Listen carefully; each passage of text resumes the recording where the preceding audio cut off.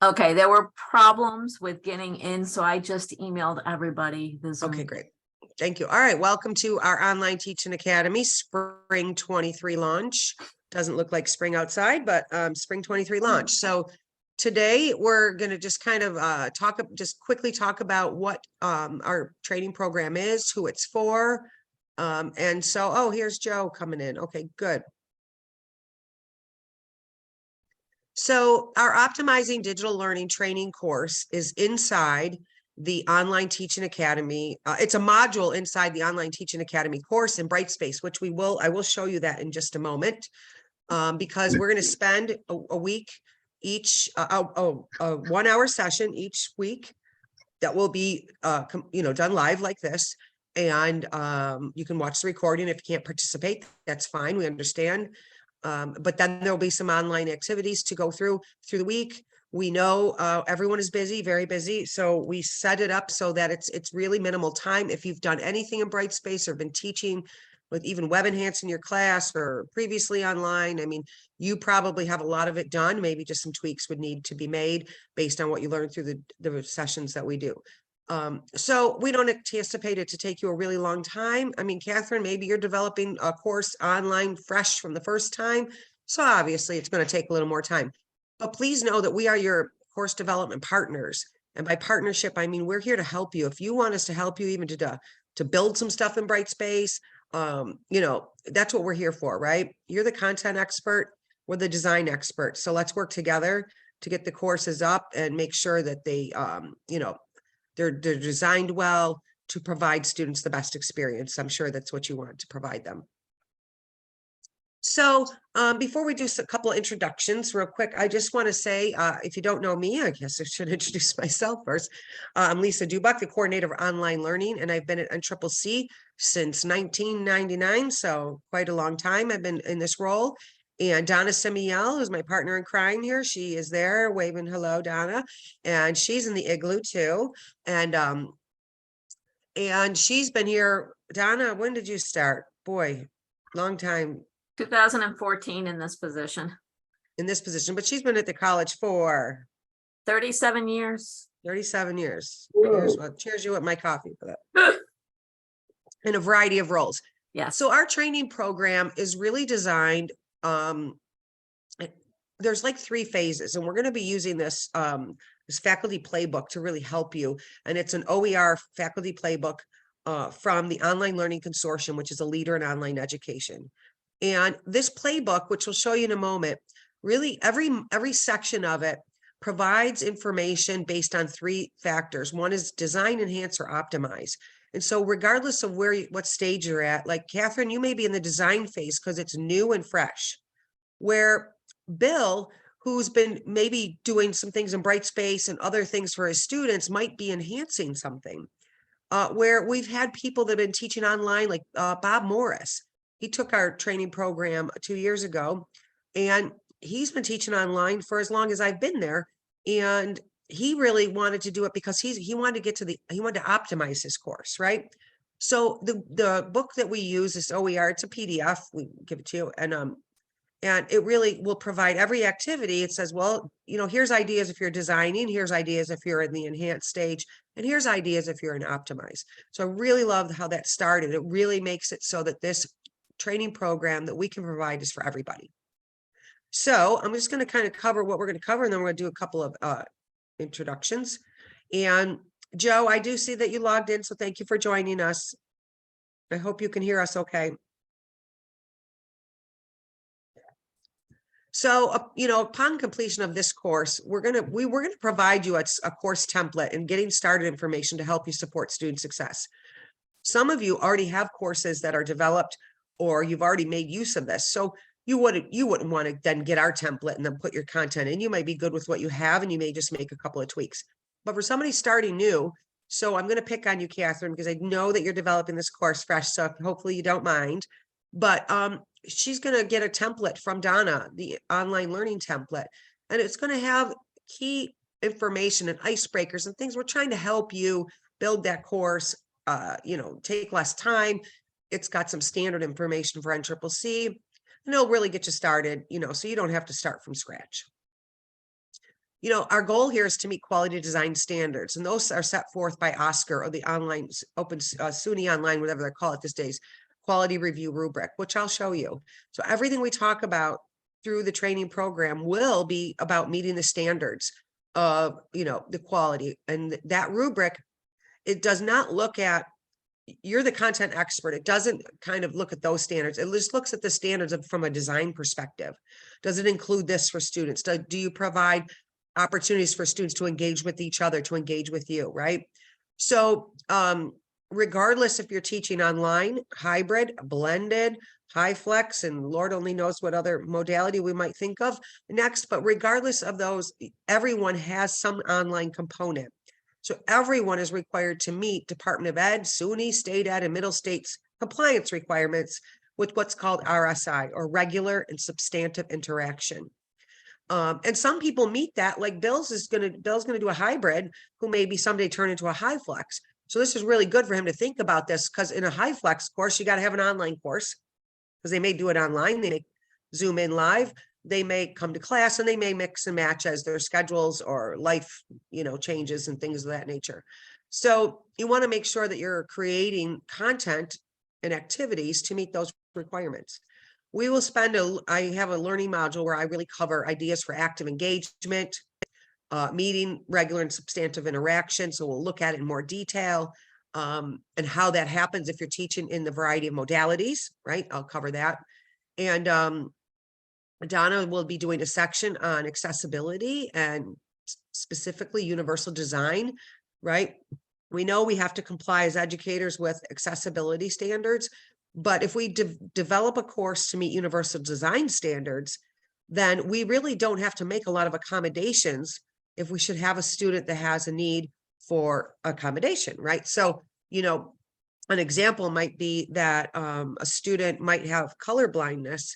And so she's going to kind of talk about build your content without using this mix and match of colors, because it's just good for everybody, right? So that's just an example. And Donna will be leading, I believe it's next week, right, Donna? Yeah. So you'll learn more about that. You know, we know that the time you spend with us will be given back to you tenfold in time when we make it easier for you to manage and teach your course, right? As much as we want you to develop a course that meets quality design standards and provide students a really good experience, I know you want to be the best educator you can in whatever modality you're teaching. But we, you know, so we not only want to make that experience good for students, we really want it to be a good experience for you.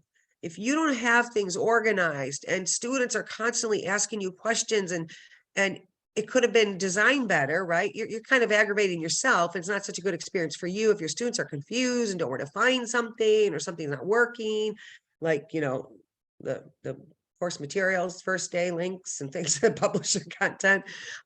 We'll spend some time on that. We have a module about resources and things of that nature. So we'll talk about that later in the series.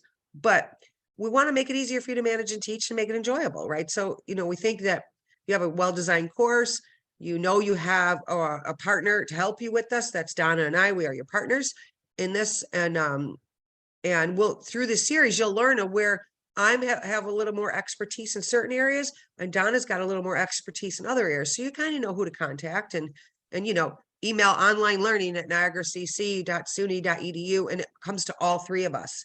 And Glory Fox, who's not on here, she's not feeling well today. She's really our student support specialist, right? But we all get the email, and whoever's best to address your question, need, answer, we'll get back to you. So we're quick. We're really quick with that. We're very receptive. So by, you know, kind of doing all those things, we know you'll be ready to go with your course, regardless of modality.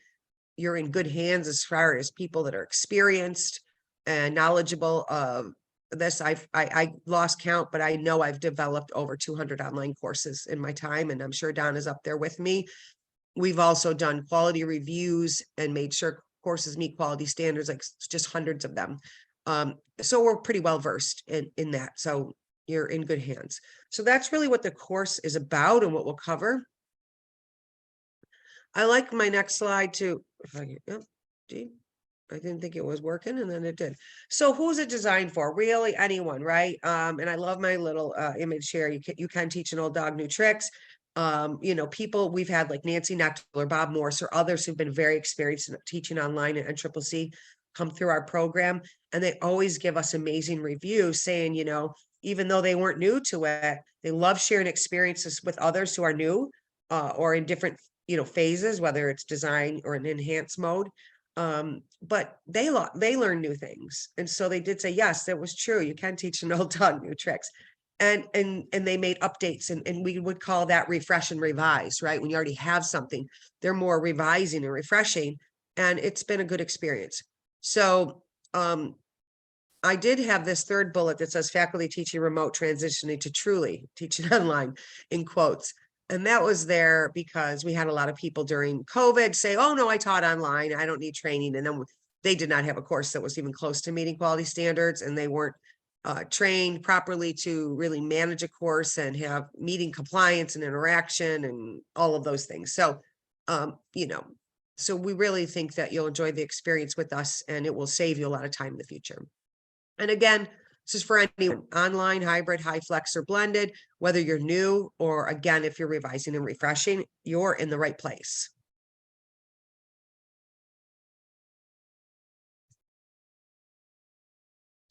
So I just wanted, if we could just quickly go around, and Bill, I know you just are limited on time today. You got about 18 more minutes with us, but if you could, we'll start with you, Bill. If you can just like your name and department, you know, the modality, and if you have any burning questions for us. Okay, my name is Bill Blank, and I teach animation here at the school under the digital media department. As you described, I'm currently learning everything to make this flex, but I'm going to get my feet wet and just have a hybrid class come this fall, and with the hoping of making it flex following the spring. Any burning questions? Nothing. I think as we go through the subjects and the you know, the types of things that we're going to be doing, those questions will arise. Perfect. Thank you, Bill. Appreciate it. Sure. How about you, Catherine? Hello everyone, I'm Catherine Krim, and I'm the new psychology instructor, and I'm really happy to be here, and you will see me all around campus just grinning from ear to ear because I'm so happy to be here. And I'm currently here, I'm teaching face-to-face. I also have a asynchronous online class I'm teaching for Lemoyne College right now, and I would like to learn how to teach high flex here at NCCC. And so my first step, I was told, was to develop the course asynchronously, or develop an asynchronous course.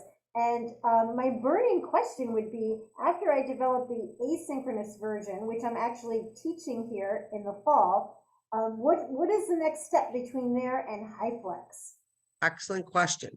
All right, well, Joe, go ahead with you want to introduce yourself, and then I'll try to answer your burning question, Catherine, I promise. Okay. Yes, sure. So I'm Joe Padalivo. I'm the Veterans Coordinator here. I also work in the Student Support Center, the Success Center. I'm kind of here for twofold reasons. My background is like military police investigations. When I was in the military, that's what my master's degree is in, criminal justice. So eventually I'd like to teach. But I also work with students on a daily basis. And I do a lot of starfish outreach and a lot of flag outreach. And I hate just sending them to the online learning department if it's something, you know, that we could probably diagnose on our level. So I talked to Bob Morse before, and I said, you know, there's twofold. I'd like to take this class to maybe eventually teach, and also to get a better idea of how to navigate Brightspace. We can simply click on it, but if I don't understand it and I don't actually see folks develop it, then it's harder for me to understand it. So that's why I'm here. Yeah, thank you so much, Joe. I appreciate that you're willing to do that. And sounds like you'd be perfect for teaching a criminal justice course. So hopefully, yeah, go through the program, but also that's great that you're supporting students and want to see what we do and how we do it, and just get a better feel for it. So welcome. I appreciate you doing this. So Catherine, your burning question, the next steps are, I know Sandra Little, she likes to be called Lynn. She was going to be on, but I think she had to do the recording today, but she's doing high flex. And so really, you know, She's on. Oh, she is? Oh, Yes, okay. EG and Lynn is on. Oh, okay, great. Oh, perfect. So the next step for doing, once you teach online, the next step is then you will work with me. I do the high flex training, right? That bridge between online, because I teach high flex. And we're a small group, small working group right now. There's only about 4 or 5 of us to teach high flex. But what I would do at that point, then I will work with you one-on-one, or if we have a couple people, we'll get together right in a small group, but I'll take you into a high flex classroom and we'll talk about how you design for that, right? There's going to be an activity I'll be sharing with you when we get to the planning stage of your course, and we do a planning activity. And I have it set for, if you're planning to do for a hybrid, how you would do the plan, the activities, because you got face-to-face and in the classroom, or blended, right? You've got the synchronous live, and then you've got online. And if you're fully online, and then I do have one for high flex. So you'll be able to see what you got to think of, because my students, the other day, only 2 come to class, nobody logged into Zoom, and the rest did everything online. But the previous week, there were 5 in the classroom, 2 on Zoom. Do you know what I mean? So you've got to be prepared that anything that you do, I'll just give you a quick example. I do a Kahoot pre-assessment when I do my computer security module. And I have a Kahoot set up. Now, if most of them are in the classroom, I do it live there, so they can it's like gamified, right? They kind of pre-assess their knowledge. But since only 2 are there, I had to switch it to where I can assign it. So I assigned it in Brightspace, where they had to do it, whether they were doing it on, online or not. So tomorrow's class, we'll all look at the results, right? So I couldn't do that live, but I'm still using these tools, which I call tools of engagement.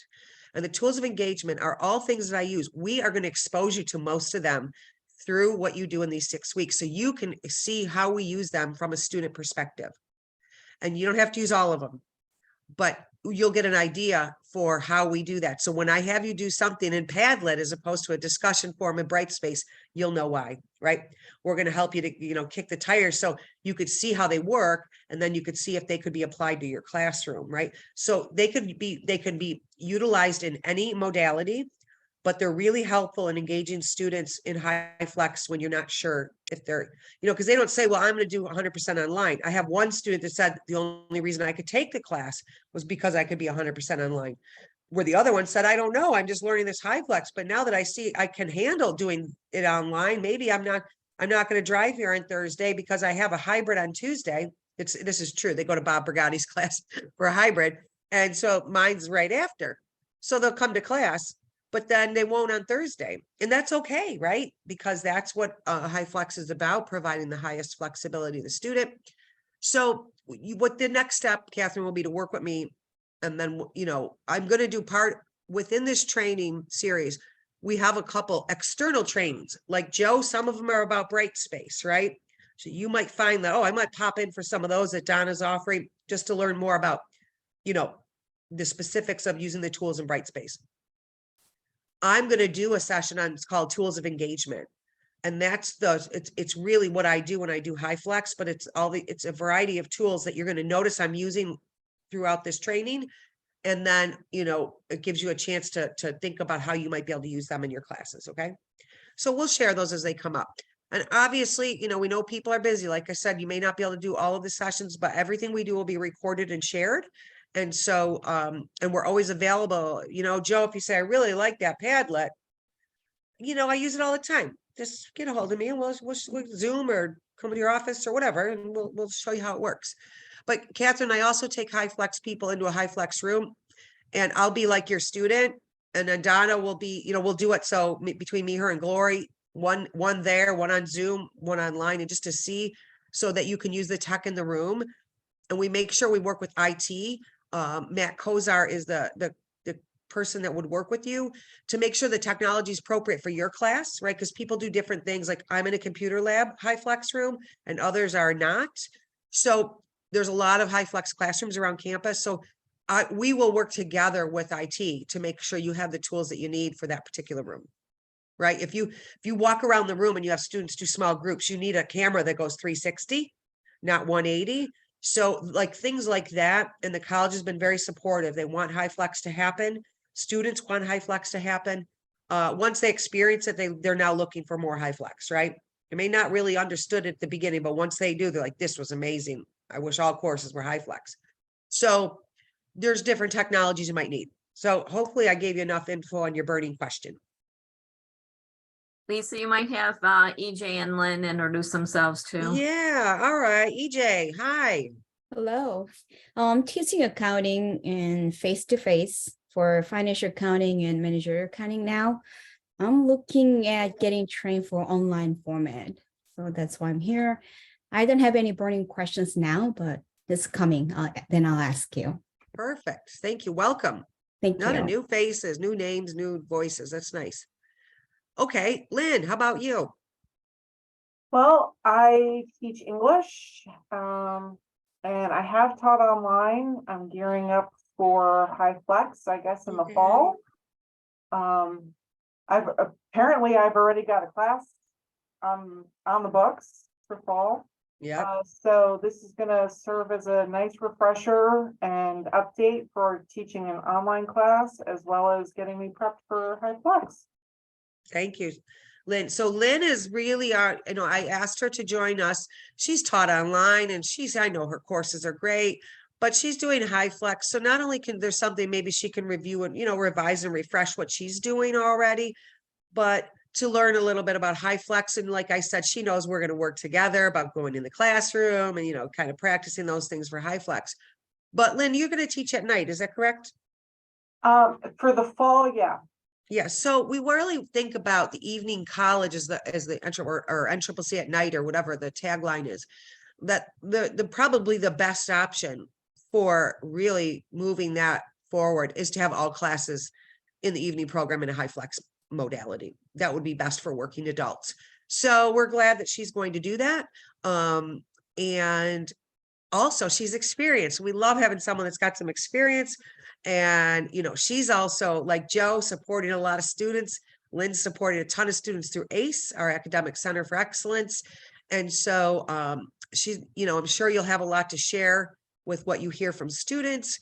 And I'm sure she's got some tips also to share as we move through the program because she's got experience, right? So happy to have you all here. I didn't miss anybody, did I, Donna? Nope, that's it. Awesome. All right, so let's keep moving forward. So as I mentioned, the overarching goal of our program here is to meet quality and compliance.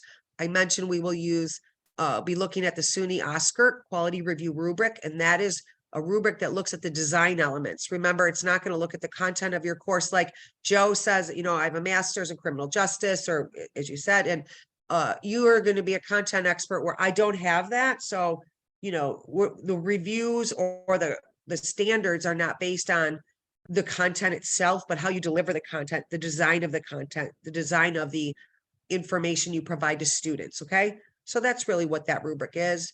And, I don't like always to talk about compliance because we hear it all the time. SUNY compliance, state ed compliance. In the Veterans Affairs, there's probably certain compliance. There's compliance everywhere, right? And that's okay. But really, if we design our courses to really be well designed, provide really engaging experience for students, opportunities for active learning, you're going to meet these standards, right? You're going to meet the standards. So, you'll end up complying anyway, right? So I don't like to say we're going to develop a course because it's all about compliance. It's really about students. It's so if we if we were concerned about quality, then we're caring about the students and ultimately we'll be in compliance. So, but these are the kind of things that we'll be using as resources throughout the program. So we're going to go into, we really want to set the stage for success. That's what it's all about, the students. That's why we're here. And so I didn't realize I didn't edit this. So we're not going to look at that word and I'm going to change it right away. I went through these slides and I missed it today. It's bright space. But so we're going to avoid looking at that piece and I'll edit it. But we're going to go into bright space and look where the course is. And we're going to look at, this particular learning module. We're going to just kind of do some simple things to get you started, right? Setting that stage for success.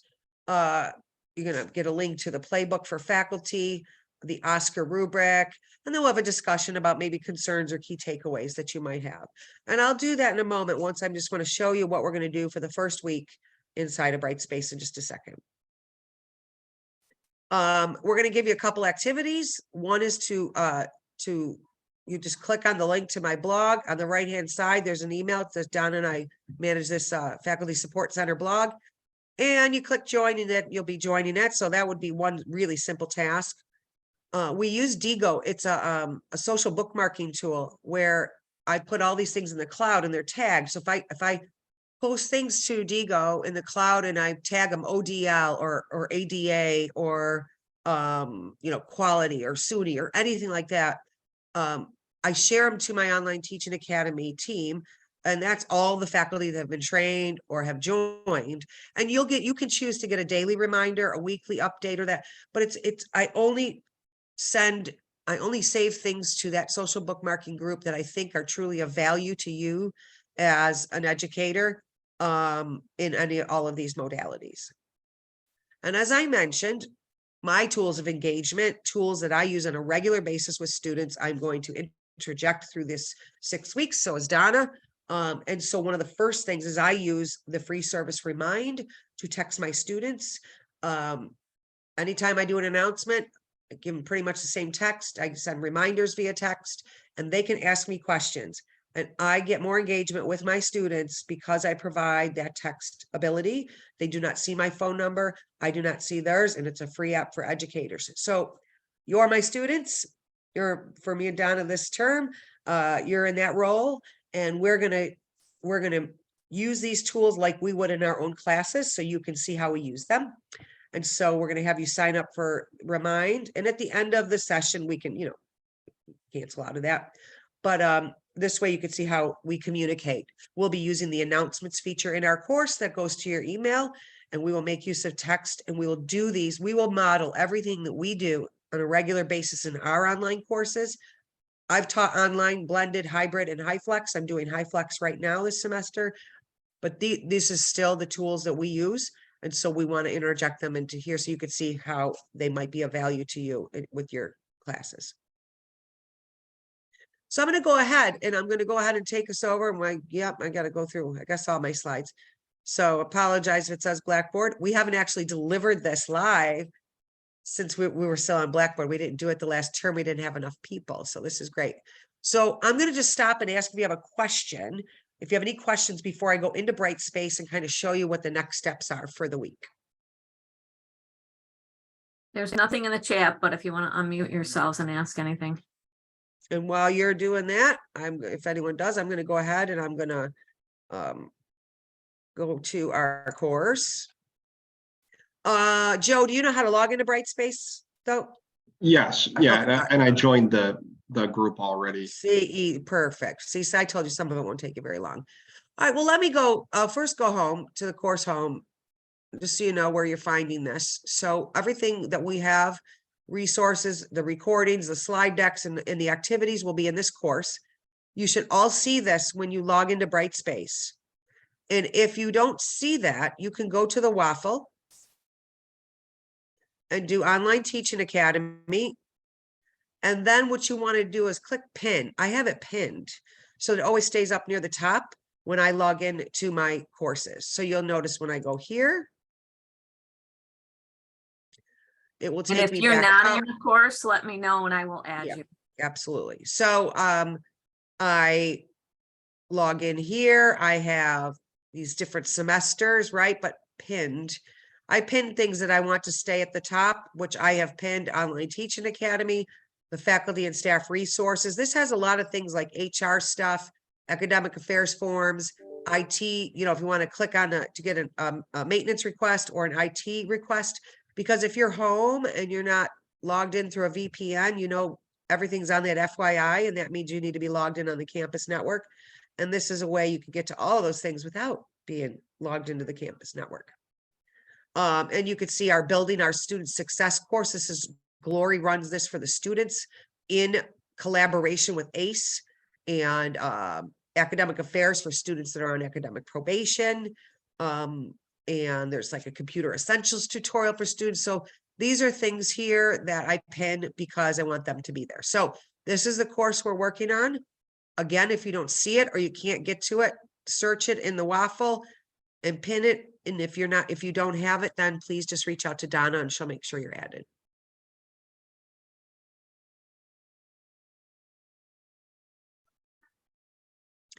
So I'm going to go ahead and just show you here, our announcements, but we have our training schedule and recordings, all these other external trainings as well that Donna does about Brightspace and that they're in here. There's our overview. This is just training for people learning Brightspace, some essentials for faculty. Donna always does end of semester instructions and prepping a new semester. It's very popular, so we gave it its own module because we're always being asked for that.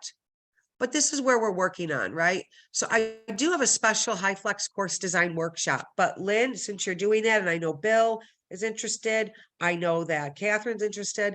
I'm interjecting what I do here within our course, so you don't have to do two, okay? But I do have materials. I did run just a HighFlex workshop last summer, and so I kind of pulled things out for that. I did a hybrid training program for people last fall for a large group, but I've interjected what I do here in this course. So even though you might see them, we are working on the Optimizing Digital Learning course, and everything that you need, regardless of the modality, will be within this particular module.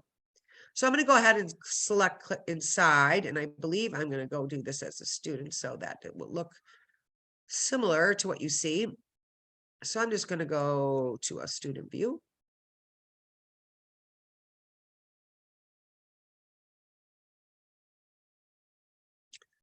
And you will see here, our modules are coming up. Here's our course. And you will see that there's the spring Zoom link, a little bit about the course. We put this front and center. We will be referring and sending you to, like when we say readings and things to do, this Optimizing High Quality Digital Learning Faculty Playbook. This is an OER from the Online Learning Consortium, as I mentioned. And again, I just want to show you quickly how it goes with the design, enhance, and optimize phases.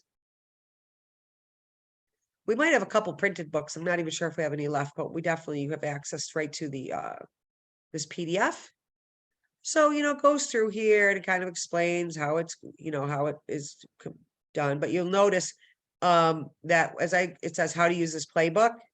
You'll see that every activity will have this color blue for when you're in a design phase, kind of when you're transitioning from face to face to a blended or other thing, or enhancing, or if you're at the optimize stage. So Lynn, you're probably somewhere in between here, right? So so you'll notice that you'll always see these colors throughout the playbook. And so we find that very helpful regardless of the stage that you're at. Okay, so this is the playbook we use. It's got a series of modules in it, and we'll refer to it quite often. And it always does give student voices. So in each section, you'll see a part where there's student voices, where kind of some tips about what was helpful for them based on that learning module. Okay, so it does start with the course design and designing with equity in mind. Donna will talk about next week, and that's where we talk about universal design and accessibility. So we'll guide you throughout this program to that faculty guidebook, the playbook, quite a bit. So that's why we kept it right here.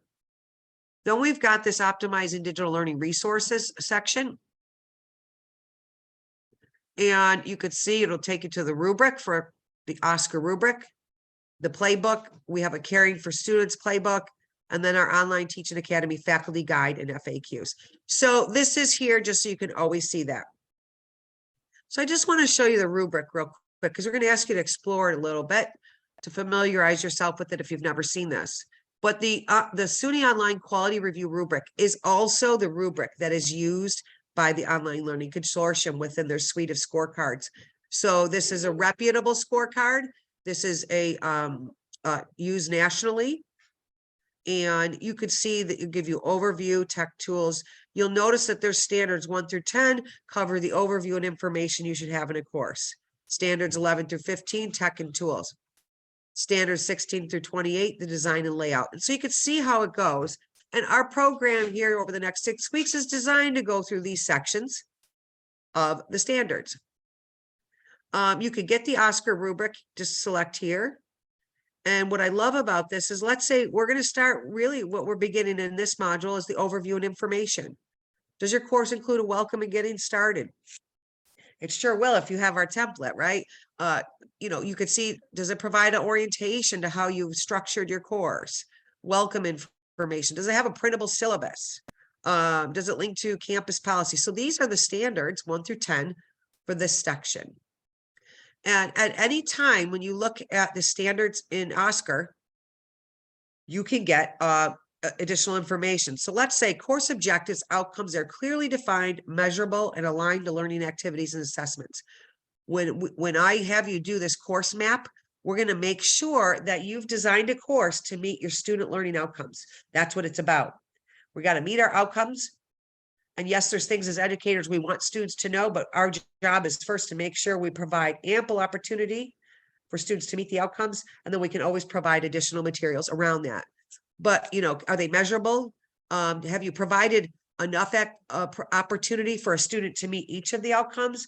Or have you over assessed one and under, you know, you haven't provided enough opportunity to meet one of the other outcomes? So we will be covering that in detail, but anytime you're looking at Oscar, you can select the standard. So this is standard 9, and it will always have a video about it, some text information, some references, and there are certain standards that support regular and substantive interaction. We'll be talking about that in more detail, but it will tell you if it does and how it does. If you're looking to refresh your course, like I said, Lynn might be more in that look at doing refresh, you know, more of a refresh than a complete build. And so she might look at these suggestions. And then there's examples. Okay. So they do give you information if you need more information about a particular standard. And that goes through all the standards of Oscar. And you can get Oscar here by downloading the PDF. And that will give you the whole, like, you know, it's like an Excel file, you know, rubric thing you can look at. So we'll be going into this in more detail, but I just want you to be familiar with that because we will be referring to the playbook and Oscar throughout the course. And there will be, when Donna talks about building your course with equity in mind, diversity and equity and compliance, she's going to have, you know, be looking at some of the items that are in this OER playbook, again, developed by the Online Learning Consortium, and it's all about caring for students. Okay, so we will refer to these materials. So for the first week, just to get started, we just got a couple activities we want you to do, but we're working on module 1, right? So today's our launch, and then each module. Next week will be this module 2, and so on. You could see the kinds of things that we're going to cover. Okay. But we're going to start here. So I'm going to select learning module 1. And when we're done and have the recording with the transcript, we will post it here so you can get to it. Like here, I had the slide deck. We'll actually put a link to the recording right here. Okay. So you have a checklist here. Join the live session. Check. You've done it. Here's the slide deck. If you want to look at the slides at any time, we always provide them. Obviously, if somebody couldn't come on the live session, then they're going to go and review the recording. We want you to review and familiarize yourself with the materials in the reading section below. Read pages, just look at 1 through 14 in the optimizing playbook. We have some courses for observation. Donna, how are they accessing them? I will have to load them in. Okay. So Donna will provide you some courses that you can observe. We've got some examples from HighFlex online, you know, blended, hybrid, so that you can just see some quality courses, just because it's always good to observe somebody else's. And these are faculty that have provided, you know, gave us a copy of a course to let you look at them. We'll have an introductory discussion and a couple of assignments. Very simple. Join the Online Teaching Academy social bookmarking resource group. Follow our support center blog. Sign up to receive the text, and if you have and add a picture and banner information. So Donna did this using the template in Brightspace. That's we could do accordions or we could do tabs, and this makes it really nice to organize content. And you could see where we'll have, you know, slide deck and recording will be here, and we have this is an awesome video. If you could watch this, it's 10 tips for teaching online. It was a recording. It was a session I was on from a D2L Fusion conference in July of 2021. It's only 30 minutes, but this girl does an awesome job about teaching with Brightspace and just really gives great tips for teaching online. So regardless of modality, I would, I think that's worth 30 minutes of your time. And you could view some courses for observation. You'll notice we give you time estimates. If you look at design, enhance, and optimize, you'll notice that you'll see, when you get to that optimize, you start to ask your students how long things take. And so we give a time estimate. And we do it for two reasons. One is if you're taking way over an hour to do this, you should stop and ask me as your instructor or Donna, or I tell my students, you should stop and ask because it should not take you over that time frame, right? So someone that's kind of, maybe new to it should not take over an hour, and others might take far less than 30 minutes. But time estimates also help students to keep with their time management and stay on task. Because if they know they've got an hour in between their job or something else, they go, oh, I could do this real quick. But if I have an activity that I know is going to take 2 to 4 hours, it's going to take some really good time to, research something and then have to, do some kind of coursework, then they might know I need to go home and block that 2 hour time or something. So you'll notice we're putting time estimates on things because we're modeling a best practice. So you just open these up and you'll see here's your discussion topic, instructions, and then you'll be able to do that. Then we have, these little assignments. They shouldn't take very long, right? And then we have some informations, adding a picture to your profile in Brightspace. This is important that you set up. If you haven't in Brightspace, you want to set up your notifications and your image, right? So put a picture in there. If you don't have it, please do so. We've got some instructions on how to do that. At any time you have questions between now and next Tuesday, I'm just letting you know, I'm going to be out of town from Friday to Monday. Surprising a friend of mine for 50th. She doesn't know I'm coming with some girlfriends. I'll be in Fort Lauderdale, but I'll be checking some emails, but Donna will be checking as well too. So if you got questions, just throw them out to us and we'll help you out. So there's nothing in here that's going to take you a real long time. But if you're not familiar with Oscar and you go look at the playbook, you may spend a little more time than others, but the activities we're giving you are not going to take that long. And then there's just additional resources. We like to give you some other additional resources that might be helpful to you. Like some of you may not know what our student onboarding process is, what we do to support students to get started in all these courses. So that document may be good for you to look at, right? Joe, you said you want to learn a little bit more about what we do and how we support them. Some of these additional resources will be helpful to you. But we don't want to overwhelm you and say you should read and have to go through everything. But this top 10 rules for developing your first online course, it's an excellent article. So where Catherine is new to teaching online, this might be a benefit to you, Catherine, or EJ, right? I think you're new as well to it. So we always will put those as additional because it's going to depend on what modality and what you're doing and what level of experience you have as to how much information you're going to want to go through. Okay.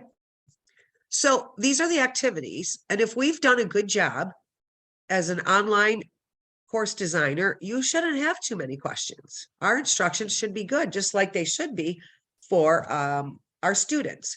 So what we're going to do is just, I'm going to see if you have any questions for me right now or Donna, but we're going to turn it over to, this is what the activities are for the week, kind of getting started. And then next week, Donna will lead the session about, designing content and that for universal design. And also, this is a sidebar, but if you all should have a playground course inside Brightspace. If you don't, please let Donna know. So Joe, if you don't have one, let her know and she'll put like the online learning template in there, right? So that you can play around, you can't break it, right? So not a problem. So just reach out to her if you don't have that. I mean, others have a playground course. You could delete everything if you wanted to, just start over. Just communicate with Donna what you want to do. But she'll lead that training next week about universal design, accessibility, and designing with equity in mind. So, I had a question. yes. Hi, Catherine. Hi. Go ahead. So I was actually going to ask a question. Are we going to have like a shell somewhere that we can practice and start building our online course before there's an official one there from, you know, like when it's actually being offered? And is that what you're calling the playground course? Got it. Thank you. I actually have development shells that I will give you access to. I didn't give you access yet because I wanted to make sure I knew whether you wanted the template loaded into it or not. It depended on where you were. Catherine, I would load yours. I think Joe, I've already loaded yours into your playground course. And EJ, I'll load yours into the development course and make sure you all have access to them today. So before I leave. But it will be labeled as a development course. Lisa, you're muted. Sorry. Okay, great. So that's, yeah, so that's good. So we'll, so that's what the activities would be for the week. Are there any questions about what we've kind of covered today and what the expectation is before we have our next session next Wednesday?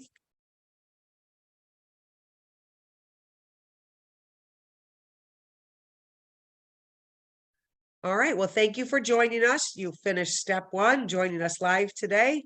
We're happy to have you, and we are here to work with you throughout the week and through the whole course development process. And even when training's over, we're still your department, development friends and support partner in this. So you can always ask us, for help. Please do. We don't like to see anyone spend more time on something than they need to, when that's what we're here for. We're very supportive. I know I've heard from other adjuncts who said, wow, other campuses don't have this kind of support. We're very, we pride ourselves on the support we provide to faculty and students.